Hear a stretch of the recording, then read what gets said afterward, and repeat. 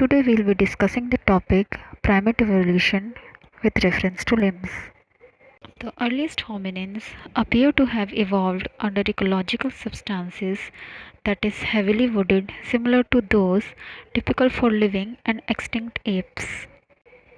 Due to the advent of bipedalism, which was a result of ecological adaptation as well as was a need for survival, major changes started to develop in limbs of early humans.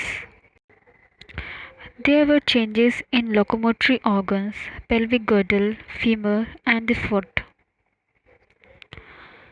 The contrast between man and apes as regards their limbs and girdles can be understood in relation to their respective modes of locomotion. That is, man and apes have different modes of locomotion. Man is bipedalism in nature, whereas apes have different modes of locomotion such as climbing and leaping, quadrupedalism.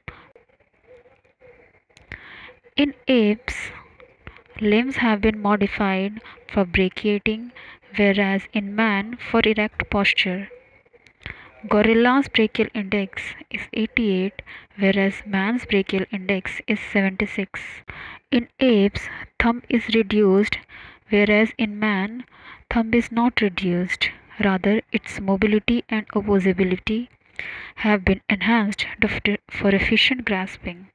We have pelvic girdle. The pelvic girdle of apes is also modified. In man, ilium is broad and extends backwards, while in apes it is elongated in crania-caudal direction.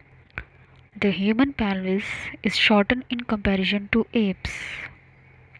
Pelvic girdle of primate and pelvic girdle of humans are shown in the figures below. From the figures, we can easily spot the differences between the pelvic girdle of apes and man. Now we have femur and foot. The femur, especially in gorilla, is robust and its shaft shows antero-posterior curvature. In man, the articular head of the femur is larger than the gorilla. Now we have the question: which of the following is a feature of primates? Answer is C. Comparatively big pelvis. Thank you.